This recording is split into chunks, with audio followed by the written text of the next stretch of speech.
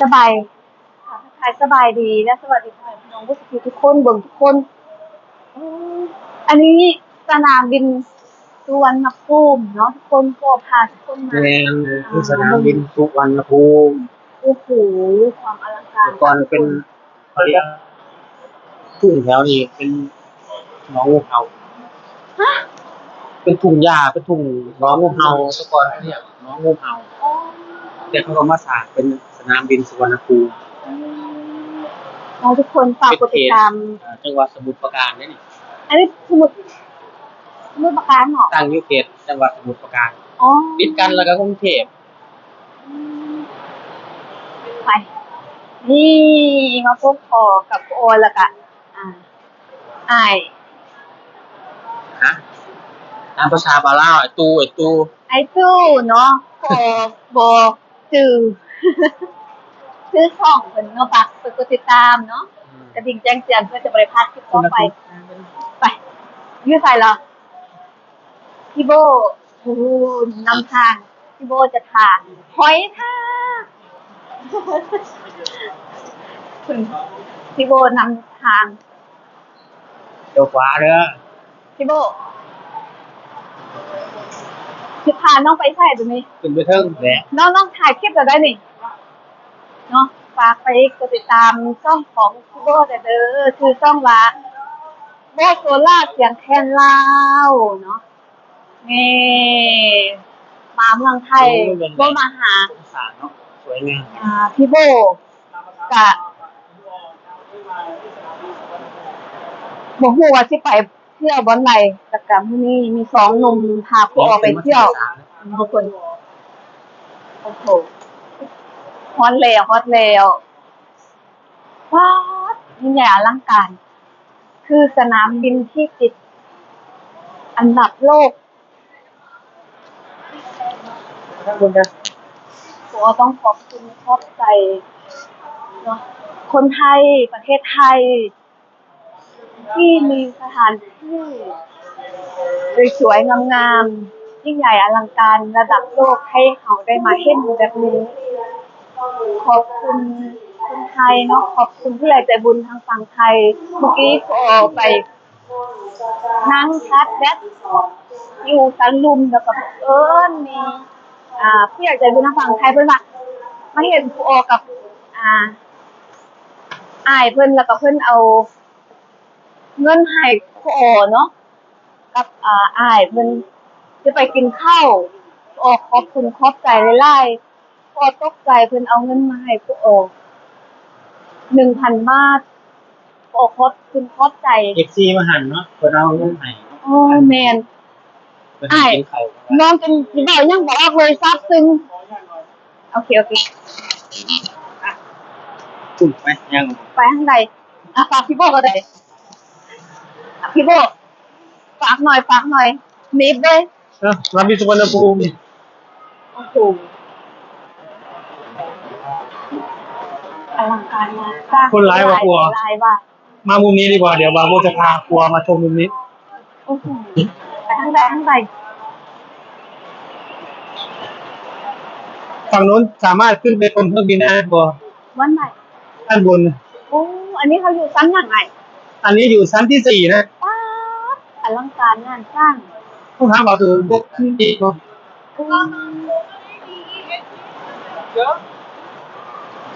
โอ้ขอบคุณขอบใจหลายเด้อเอื่อยหรือว่าผู้ใหญ่ใจบุญเป็นยังไงครัวอันดับ5ของโลกฝรั่งเศสอันดับ5ติดอันดับโลกด้วยติดอันดับโลกอันนี้จะเป็นผู้โดยสารขาออกที่ครัวทั้งนี้มันขาออกอ่ะตอนนี้ขึ้นไปชมเครื่องบินได้ครัวไปบ่ด้านบนต้องไปเด้ครัวอยากไปบ่ได้เดี๋ยวต้องไปเด้สิพาไปเด้อน้องเด้อโดยขอบคุณหลายๆนี่มื้อนี้มีอ้าย2คนน้องหนุ่มลาวพาผู้ออกมาเที่ยวครัวจำได้บ่เหมือนก็ผู้โดยสารขาออกฟังน่ะมื้อนั้นเฮามาที่น้องเนาะแม่นเราจะไปดมที่หอการบินด้านนอกทุกบ่อลังการแต่แท้อันนี้เป็นประตูที่7เด้เราจะออกไปด้านนอกกันตัวอลังการความเจริญของประเทศไทยคนหลายทุกค คนสังเกตเบิ่งความสะดวกสบายประตูก็เปิดเอง เห็นบ่แล้วมันสะอาดอีกคนหลายทั้งที่คนหลายขึ้นหลายสุด เป็นไงใหญ่โตวะ โห ใหญ่โตกว่าสนามบิน โอ้โหมึงทุกคนก็ได้มาเห็น ครัวต้องมา ตั ฝั่ง ว นี้ จริง เสียงจริงมุนักหูยนต์ ไปเดี๋ยวเราเข้าไปฟังกัน อันนี้เป็นซัมซี่หน่อยโอ้ขาออกเหรออ๋อ ครัววันนั้น ถ้าขาเข้าจะอยู่ซัมที่สาม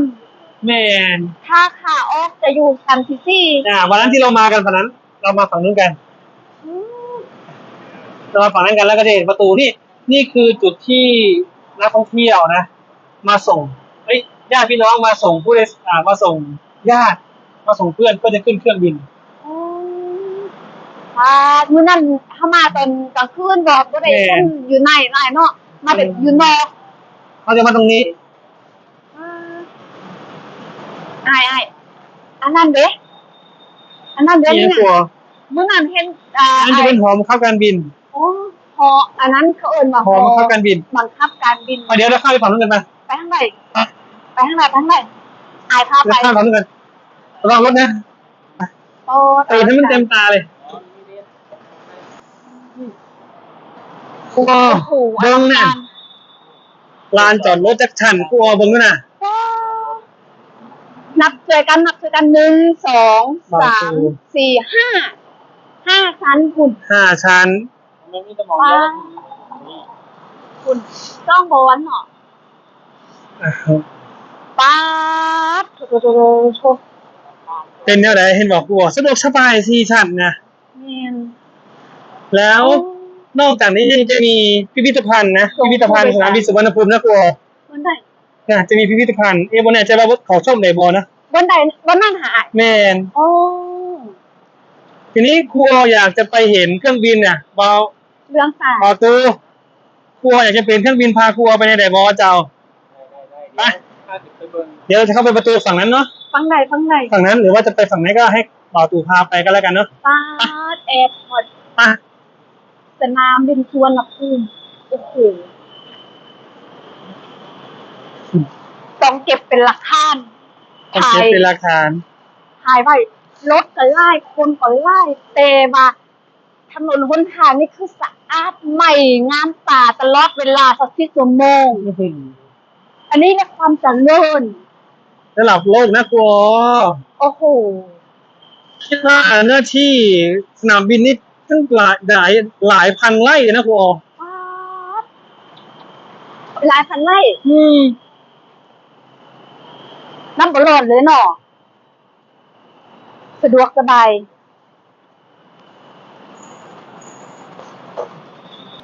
อ๋อหอคอยบังคับการบิน ครัวฝั่งนี้ กว้างอลังการ โอ้โหครัว โอ้โห กว้าง สถานที่กว้างขวางหน่อยเนาะความเจริญทั้งประเทศแล้วก็ผู้คนเจริญไปพร้อมๆกันโอ้โห เบิ้งนะจักสันเลยนะ ป้าด1 2 3 ทีเนี้ยอยากจะพาครัวไปชมเครื่องบินแล้วล่ะครัวพร้อมนักเรียนที่ติดตามครัวอยู่ตอนนี้ก็น่าจะรับชมครัวทางคลิปวิดีโอนะ โด ตอน ย นี้พร้อมหรือยัง พร้อม พร้อ แล้ ม ว ไปกันเลยให้หมอตู่เป็นคนพาไป ไปทางใด ไปเบิ้งเครื่องบินโอ้ ไปเบิ่งยนต์ ใหญ่โตปะ ป้าอยากถ่ายรูปได้ไอ้เก็บเป็นหลักฐาน อันนี้วิดีโอ คือมาต้องอย่างแบบครัว เป็นหลักฐานไว้ ถ้าบ่มีหลักฐานนี่อย่างเขาสิบ่เชื่อว่าเฮาได้มาแล้ว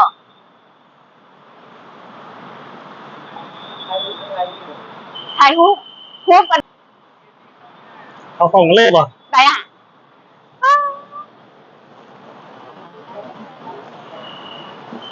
ไปแล้วอืมขอบคุณหลายๆอ๋อยังถ่ายอยู่ขอบใจหลายๆเด้อ เนาะพี่โบมาตามคำสัญญาแล้วมื้อนั้นพี่โบว่าจะพาน้องมาเบิ่งอยู่ข้างในนี่เขาก็มาฮอดอยู่ในแล้ววาดคือมากว้างแท้ดูความสะดวกสบายบันไดเลื่อนเขาแทบจะบ่ได้ย่างเลย ไป เขาบ่ได้ จะให้ ย่างเลย บ่าวตู่พาทัวร์ไปชมเครื่องบินแล้วล่ะไป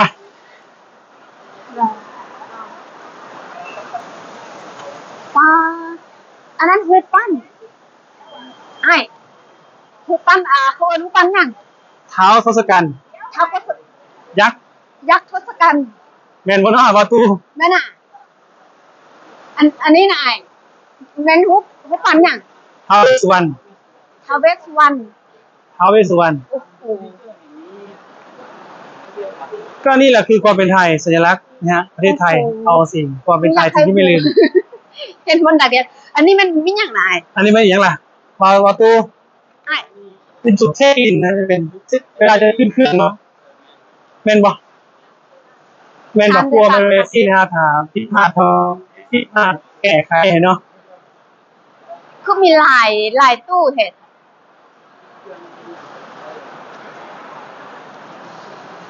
มาทุกคน สาธุเด้อสาธุ นี่คืออินทรชิตยักษ์อินทรชิต ยักษ์อินทรชิตไปมาเห็นแล้วเด้อแม่เอ้ยแล้วก็ได้เห็นน้ำใจของคนไทยว้าวและซาบซึ้งสิให้อีกแล้วคุณ อินทรชิต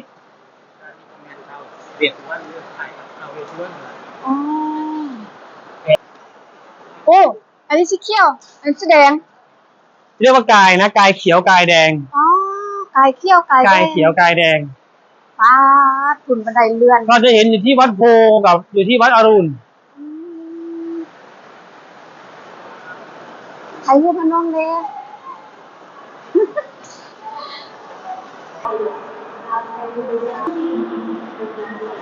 อันนี้เป็นวิดีโอ นี่คือครูโอดได้มาเห็นตัวจริงแล้วโหดีใจสุดๆเลยมื้อนี้ต้องขอบคุณพี่โบล่ะค่ะพี่เอ้ยช่องเนาะตามภาษาบ่าวลาวทุกคนสุดยอดเลยได้มาเห็นกับตาติดกับตาเห็นความเจริญนี่ได้มาเห็นกับตาแล้วเดี๋ยวนี้ ขอบคุณหลายๆ ตามภาษาบาลาวก็ทำหน้าที่เป็นเจ้าภาพนะฮะพาครูโอเที่ยวเนี่ยนี่ก็จะไปชมเครื่องบิน ว้ายอะไรฮะ ขึ้นลงแบบทีๆเลย ป้าดปะนั่นบน เอ้าเรื่องจริงเนี่ยคนหลายเด้ ป้าดมันไปทางไหนน้องถ่ายคลิปอยู่ได้ เรื่องจริงเนี่ยว่าขึ้นลงเนี่ยทีๆเลยเนี่ย อันนี้เขาอยู่ซันซิตี้เนาะ แม่เราจะไปชมเครื่องบินกันตรงนี้จะมีจุดชมเครื่องบินเนี่ย ซันที่อย่างที่ห้า คือจะเป็นเหมือนจุดชมอ่ะอันนี้คือชั้นที่4นะไม่ใช่เป็นชั้นอาจจะสูงกว่าชั้นที่4อีกนะ บไดย่างลาย ทุกคนมีบันไดเลื่อนปิดก่อนโห สวยงามใหญ่โตมากเลยนะ กว้าง งามอีหลี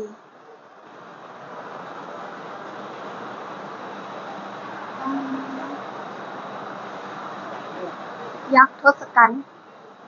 โกเมียน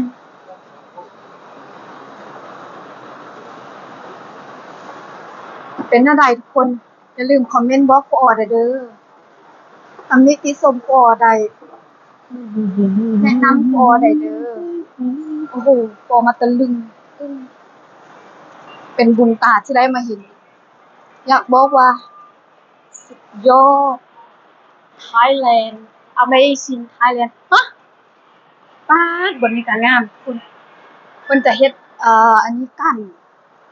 ป้าดโอ้สุดยอดความอลังการงานสร้าง ความกว้าง สมกับที่ว่าติดอันดับโลกป้าไม่ไล่บ่แม่นแต่มีแต่อันเดียวป้าอ้าย ฮะ บ่แม่นแต่มีแต่อันเดียวคุณไม่ไล่ นี่อย่างล่ะยักษ์ตน มีไล่โต โตแท้ โอ้โห เขาเอิ้นว่ามีหลายองค์บ่ เป็นต้น เป็นต้น ยักษ์เป็นต้น นี่ทุกคนบ่แม่นแต่มีอันต้นเดียวได้มีหลายนะ อ่ะครัวบอกหนึ่งสองสามโอ้โห โอ้โหขอเก็บภาพบรรยากาศตอนบอนนี้ก่อนป๊าดไอ้ตู่ หลายต้น หลายต้นเลยคุณเบิ่งจนสุดตา ก็คือทุกกายอ่ะ EGJL ป๊าด กายเขียวกายแดง นะ สีฟ้าก ายขาวก็มี น้ำเงิน ที่ไม่มีกาย โอ้เมื่อกี้คิดว่ามีสองต้น แต่มีหลายกว่านั้นป๊อดคุณภาพเมื่อกี้เอายางมาตั้งแต่พูนหลายเนาะแล้วก็ขึ้นตั้งแต่รุ่มขึ้นมายางมาผิดป๊าดต้องขอบคุณขอบใจอายเพิ่นที่พามาชมมาเที่ยว กูเห็นเครื่องบินบ่ ป๊าดไอ้ เสียงเครื่องบิน ที่ชมเครื่องบิน แน่น่าจะเป็นการบินไทยฝั่งซ้ายมือ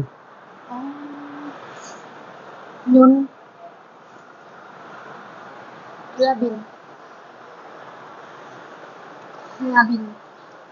ย พอน นี้คือรู้ตัวไหมว่าเป็นคนที่โชคดีมาก หูตัวเลยว่าโชคดีที่สุดแล้วก็ได้มาเห็นสิ่งที่สวยงามเจริญหูเจริญตาแปลกใหม่แล้วก็ได้มาสัมผัสกับน้ำใจของคนไทย แล้วก็เมืองไทยมีความสร้างสิ่งที่อลังการ คือแบบอลังการเด็ดเขาเว้าดังเขาจะว่าเขาอวยบ่ เขาบ่ได้อวยเด้อเขาเว้าความจริงอยู่บ้านเฮาบ่มีเขาเว้าในสิ่งที่เขาเห็น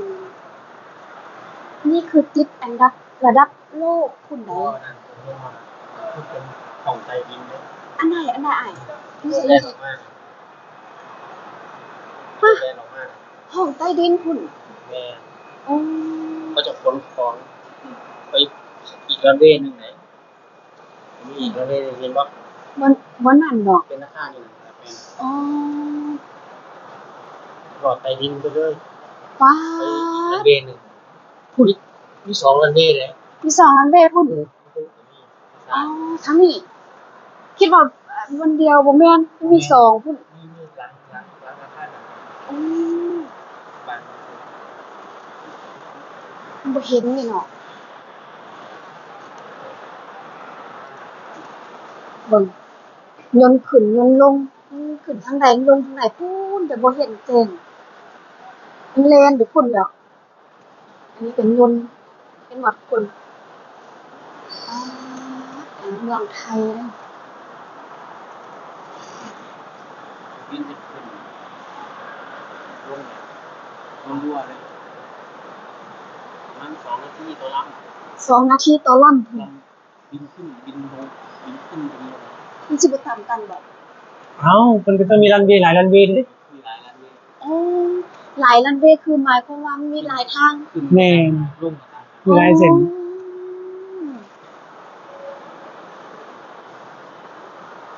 มีทางขึ้น มีขึ้นมีลง ตอนนี้กลัวสงสัยแล้วก็กลัวว่าตอนนี้เครื่องบินลงแบบถี่ๆเลย 2 นาที2 นาทีต่อครั้ง อาจจะร้ายกว่านี้ทุกว่าแต่จริงที่ อาจจะหลาย ว่าสงสัยว่า แล้วลงถี่อย่างเงี้ย เครื่องบินจะต่ำกันไหมจะชนกันไหม แม่นสงสัยอยู่ว่าแม่นมันสิต่างกันน่ะแบบมันขึ้นลงทีแท้ ควรมีรันเวย์เดียวคือบ้านเฮาเด้ อันนั้นมันลงหรือว่าขึ้น อันนี้ลงมาส่งผู้โดยสารเด้คือจะมาจอดตรงจะเป็นเหมือนเขาเรียกว่าชันทราป่ะ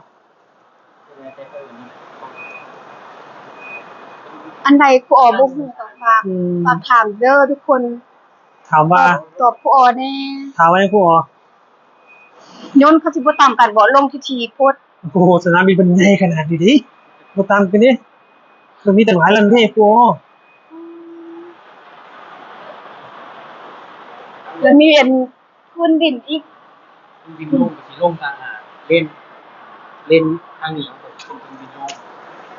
ถ้าครูอันนี้เป็นบินขึ้นมาทางอีกเล่นหนึ่งนะ อ๋อมีเป็นเลนเนาะ ขึ้นกับลง โอ้โอ้เสียดายซูมบ่ได้ก็น้องๆก็น่าเสียดายหลายอ่ะ ต่างลำกำลังสิบินขึ้นนะ คุณทุกคนเห็นบ่นี่โอ้นั่นต่ำกันบ่ต่ำอันนั้นมานี่อันนั้นไปพุ่นคุณเห็นบ่สีแดงไปน้อยสังเกตเบิ่งดีๆทุกคนอันนั้นกำลังสิไปอันนี้กำลังลงมานี่บ่คิดบ่ฝันนี่ว่าครูออจะได้มายืน คือยืนอยู่สนามบินสุวรรณภูมิสนามบินที่ใหญ่แล้วก็ติดอันดับโลกนะบอกเลยยังคนหนาวลุกบ่คิดบ่ฝันว่าจะได้มาเห็นยิ่งใหญ่อลังการ แล้วครูรู้สึกยังไงกับตัวเองว่าตัวเองได้มาถึงในจุดนี้ได้ยังไง รู้สึกว่าโชคดีที่ได้มาเคยได้เห็นแต่อยู่โลกโซเชียลอยู่ในเฟซเนาะมื้อนี้ได้มาเห็นตัวจริง คือยิ่งใหญ่อลังการ สมคำล่ำลือเป็นสนามบินที่ติดอันดับโลก แล้วพอออกคิดว่าเขาสิบ่ให้เขาเข้าได้เขาให้เขาเข้า แล้วเวลาเขาข้ามทาง แล้วรถมา เขายังหยุดรถให้เขาย่างมาอีกว้าวเนียนบ่คิดบ่ฝันว่าเขาสิให้เขาเข้าแบบเขาเข้าฟรีเด้คิดว่าต้องเสียเงินน้องหลายยาน อันนี้คือความรู้สึกแบบได้เข้ามา คือดีใจนะที่ได้ครูได้พาครูมาเห็นเพราะว่าครูก็มีนักเรียนติดตามหลายคนนะฮะเนี่ยนักเรียนที่ติดตามครูนะตอนนี้นะได้รับชมผ่านคลิปวิดีโอครูนะตอนนี้ให้มีแรงบันดาลใจเนี่ยให้เด็กเก่งๆเนาะแล้วก็ให้ครูได้ทุนพานักเรียนมาทัศนศึกษาในอนาคตต่อไปพ่อแม่ครูก็อาจจะได้ชมอยู่ตรงนี้พ่อแม่ครูอาจจะภูมิใจในตัวลูกภูมิใจแล้วก็ดีใจที่มีคนไทยแบบมีน้ำใจให้มอบให้ครูออแล้วก็มาเที่ยวฝั่งไทยประเทศไทยแบบนี้แล้วมีคนไทยที่มาทักทายที่ชมคลิปของครูอออันนี้ครูออขอบคุณขอบใจหลายๆจริงๆครูอออยากขอบคุณก็คือขอบคุณพ่อแม่ขอบคุณตัวเองขอบคุณอ้ายๆที่พาน้องมาเที่ยวแล้วก็ขอบคุณคนไทยผู้ใหญ่ใจบุญทางฝั่งไทยที่ให้ค่าเดินทางแล้วก็ที่ให้ครูออได้มาเห็นสิ่งที่ครูออบ่เคยเห็นที่ครูออฝันว่าอยากมาเห็นในมื้อนี้ครูออได้มาเห็นตัวจริงแล้วโอ้โหคือครูออรู้สึกว่า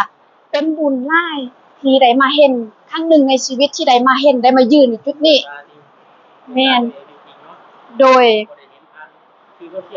แม่นอันนี้เรื่องจริงชีวิตจริงเด้อครูออยังเว้าแล้วคนหนาวลุกบ่คิดบ่ฝันว่าตัวเองจะมายืนในจุดนี้ก็เชื่อเลยว่านะฮะมีอีกหลายคนที่ยังบ่เชื่อว่าประเทศไทยเจริญขนาดนี้และก็มีหลายคนที่มองในแง่ลบประเทศไทยนะฮะวันนี้ครูออเนี่ยมาในนามแบบว่าครูนะผู้สอนนักเรียนไหลละคือแบบบ่คิดบ่ฝันว่าตัวเองจะได้มายืนจุดนี้เห็นสนามบินระดับโลกแบบนี้น่ะนี่คือความภาคภูมิใจของครูออเพราะฉะนั้นพ่อกับแม่ที่ดูอยู่ตรงนี้รับชมอยู่ตรงนี้คงเกาะติดหน้าจอของครูออแน่นอนเลยมีอยากฝากถึงพ่อถึงแม่บ่พ่อแม่แล้วก็หลานของครูออเนาะที่ชมครูออในทุกมื้อบ่ว่าจะเป็นญาติพี่น้องหมู่เพื่อนบ่แม่นแต่พ่อแม่ที่ชมเนาะลูกศิษย์ก็คือกันผู้ใดที่เข้ามาชมครูออเนาะนี่ครูออได้มาเห็นกับตาความเจริญของประเทศไทยก่อนที่ประเทศชาติบ้านเมืองของเพิ่นจะเจริญได้ฮอดจุดนี้ก็ย้อนว่าเพิ่นมีการศึกษาเรียนเนาะอันนี้อยากมาเที่ยวแล้วก็อยากมาเอาความรู้ไปพร้อมให้ทุกคนได้เห็นตัวจริงอันนี้บ่แม่นในหนังอันนี้แม่นชีวิตจริงการศึกษาเป็นสิ่งสำคัญเนาะครูเนาะการศึกษาเป็นสิ่งสำคัญในการพัฒนานะฮะลิงฝากลิงเด้อลิงนี่ถ้าอยากมาเห็นคือป้าออต้องเบิ่งเด้อลูกนี่ เห็นบอกทางนิ่งเห็นนิ่งอยากมาเห็นตัวจริงเลยแห คลิ ละ ปวิดีโอนี้ก็ขอบคุณครูออยหลายเด้อนะครับ โดย เป็นแนวทางในการรับชมวันนี้นะฮะขอบคุณทุกท่านที่เข้ามารับชมให้กำลังใจบ่าวผู้โซล่าเสียงแกนลาวและครูออนะฮะอรดานะฮะท่านใดที่อยากสนับสนุนหรือว่าชื่นชอบผลงานกับพวกเราก็สนับสนุนได้ด้วยการไม่กดข้ามโฆษณานะครูเนาะ โด คลิปวิดีโอนี้บ๊ายบายครู บาย สวัสดีครับ สบายดี บ๊ายบาย เนาะครูออจะต้องจบคลิปไปสำนีก่อนเนาะฝากไปกดติดตามช่องของครูอรดาเนาะกดกระดิ่งเพื่อจะบริพลาดคลิปต่อไปฝากไปกดติดตามพี่โบแล้วก็พี่ตู้เนาะช่องของพี่โบคือเสียง บ่าวผู้โซล่าเสียงแกนลาว บาวโบโซล่าเสียงแค่ แกนลา ลาว แล้วก็ช่องตามภาษาบ่าวลาวบ่าวตู่นั่นเลยเด้อ โดยเนาะสำหรับคลิปนี้ก็ออกกับไอต้องไปก่อนเดี๋ยวเขาจะไปเที่ยวท้ายบอนไดนั่นฝากทุกคนลุ้นไปน้ำกันเนาะก่อนต้องการเข้ามาสบายดีพบกันคลิปหน้าบ๊ายบาย เอาช็อตนี้หน่อยคลิปสั้น